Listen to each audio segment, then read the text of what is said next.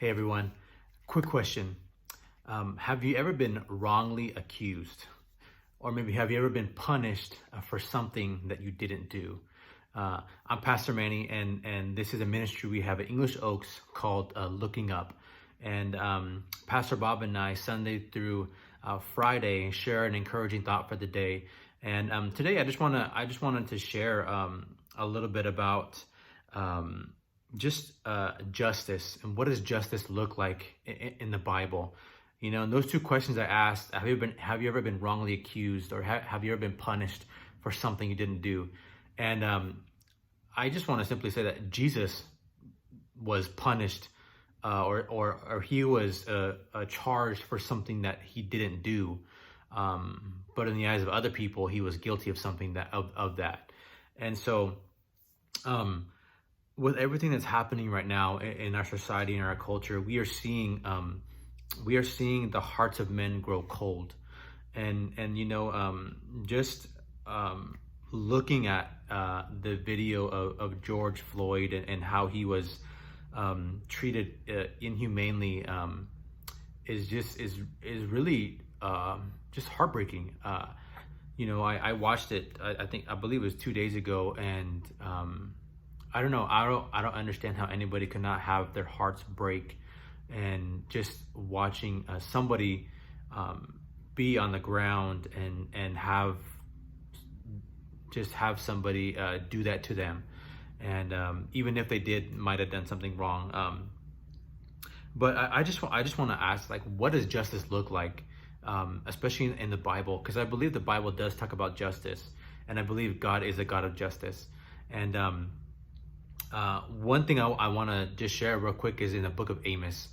The Book of Amos is one of my favorite books in the Bible, and it's in the minor prophets in the Old Testament. And the reason why I like the Book of Amos is because you have this prophet who is actually not a prophet. He didn't really come from a line of prophets. His family wasn't a prophet or anything, but he was just a shepherd. And he came and he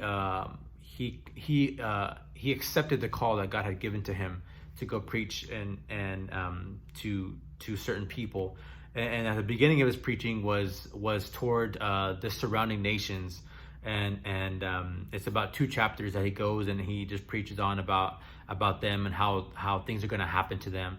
And then Amos gets into preaching about the Israelites, and he spends the rest of the book preaching about Israel. And you can imagine the Israelites hearing the preaching of Amos when he's talking about the surrounding nations, and they're probably like, yeah, like, that's right, preach about them, preach about them. And then he turns around and preaches about the Israelites, and then probably start to feel a little bit like, oh man, like, this is what we've been doing. But just to summarize, Amos was preaching to the Israelites because they weren't being very just in their society. They weren't being very just in their culture. They were oppressing the poor. There was trafficking going on, right? And I believe it might have been with the other surrounding nations where the traffic was going on.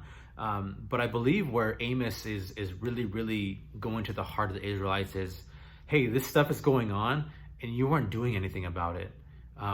You are blessed by God. You are being blessed by God, and all this stuff is happening, and you're seeing all this happen, and yet, like, what are you doing about it? And this is something. This is just a scripture that I want to share with you in the book of Amos, and it says this.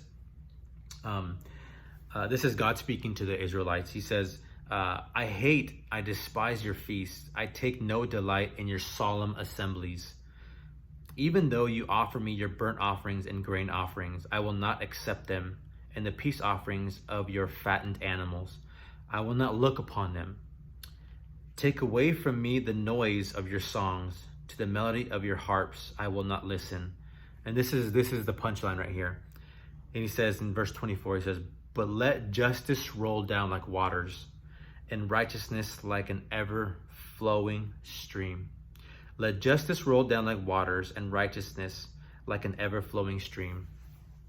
And I just want to close with this. As we read scripture, as we take on the mantle of followers of Jesus, Jesus was all about setting the captives free. He was about sticking up for the oppressed and the poor and the marginalized in society.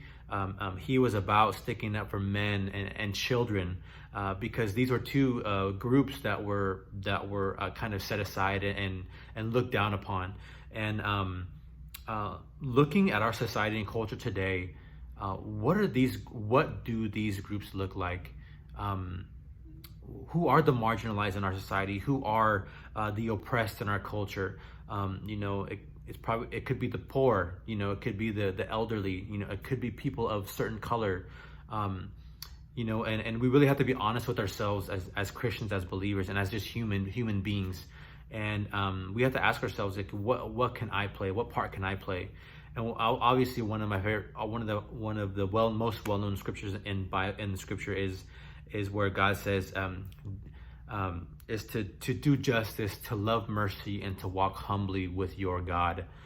So having a relationship with God, that means doing justice. Having a relationship with God means loving mercy.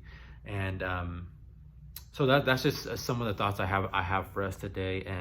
And as we continue to get closer to the second coming of Jesus, we as Christians, we as believers of God, need to shine our light even that much brighter, and we need to just be and reflect the love and the message of Jesus now more than ever. So everyone have a blessed weekend. I hope you all are doing well this week, and stay safe. God bless, and we need to pray for each other. We need to pray for our country.